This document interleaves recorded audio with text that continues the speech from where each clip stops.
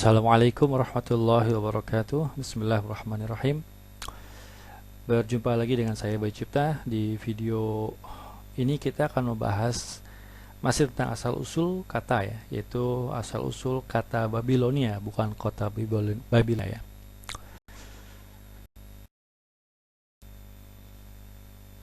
Baik, nama Babilonia itu atau Babilonia merupakan kota purba yang berlokasi di Irak sekarang.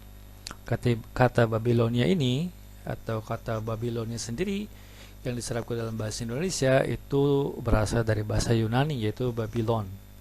Melalui bahasa Inggris Babylon, Flavius mengatakan jadi kata Babilonia sendiri itu bukan langsung dari terjemahan bahasa aslinya, tapi melalui bahasa Yunani ke bahasa Inggris baru masuk ke bahasa Indonesia. Kata Flavius Josephus, ia mengatakan bahwasanya ini contoh penggunaan kata Babylon dalam literatur Yunani ya. Kata Flavius begini, peridetu pediu to legomenon senar ente Babyloniae horai. Nah, terkait dataran yang bernama Sinear di wilayah Babilonia. Di sini kita bisa lihat kata Babilonia digunakan dalam bahasa Yunani ya. Baik. Kemudian menurut Taurat, nah sekarang kita masuk ke lingkup semetik ya. Menurut Taurat, kata Babilonia itu atau Babel yang berasal dari kata balal yang bermakna mencampur adukan. Nah, jadi asalnya itu katanya bukan Babilonia tapi Babel atau Babel. Di sini disebutkan kata Babel itu berasal dari kata balal yang berarti mencampur adukan. Ini kita bisa lihat di kitab Kejadian atau Bereshit. Pasal 11 ayat 9. Di sini disebutkan Alkan Kara Shemah Babel Kisham Balal Adonai Sifat Kol Haaretz ya. Yang artinya oleh karena itu nama kota tersebut yaitu kota Babel, karena Tuhan mencampur adukan, membalal gitu ya, bahasa di seluruh bumi. Ini menurut versi Taurat ya. Kemudian, pandangan ini dikritisi oleh Sir James Fraser dalam bukunya Folklore in the Old Testament. Kemudian juga Dr. Hasan Al-Dhodho dalam bukunya Al-Lisan wal-Insan. Kemudian juga Taha Bakir, seorang asiologis ya, asirolog, dalam bukunya Min Turathina Al-Lughawi Al-Qadim. Mereka mengatakan bahwa tidak ada hubungan antara kata Babel dan Balal, dan menganggap kisah tersebut sekedar mitos. Nah, kita lihat pendapat mereka ya. Ini adalah ada Hasan Al-Dhodho di sebelah kiri dan Taha Bakir di sebelah kanan. Kita akan buktikan dalam bahasa Arab sekarang. Nah, kalau kita lihat ke bahasa Arab ya, kata Babil ini jelas tanpa kita mengacu ke bahasa apapun kita bisa tahu kalau kita pisahkan kata bab dan il gitu ya, itu mudah dipahami. Ia adalah kata gabungan kata bab, pintu atau gerbang, dan il yang berarti Tuhan. Babil berarti gerbang Tuhan, kayak gitu ya. Disebutkan dalam Al-Quran ya, surat Al-Baqarah ayat 101, wa ma unzila 'alal malakaini bi Babila Harut wa Marut. Nah, di sana jelas kata Babila.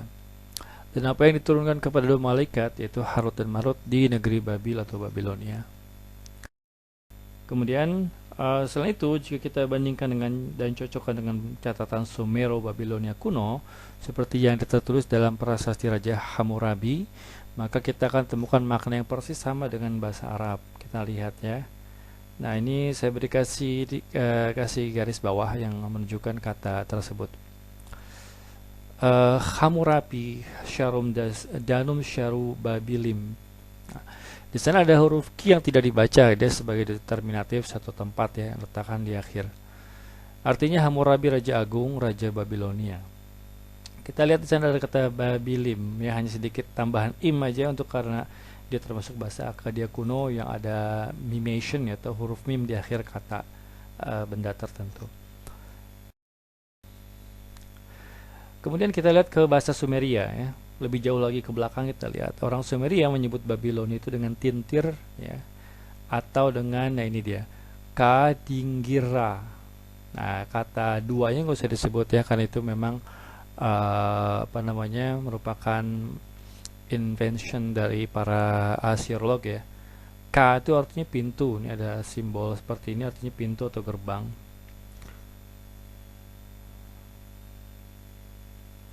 Ini dia.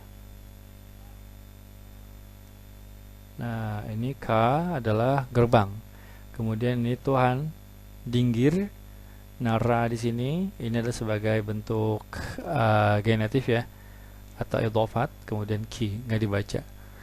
Nah, jadi kalau kita lihat penjelasannya, maka kata ini itu bermakna, nah kata ka itu berarti gerbang, dalam bahasa Akkadia dibaca babu ya, babu atau babum dalam Akkadia kuno. Sementara kata dinggir ini Tuhan, dalam bahasa Akkadia dibaca ilu atau ilum. Kalau kita gabungkan maka dibaca bab ilum.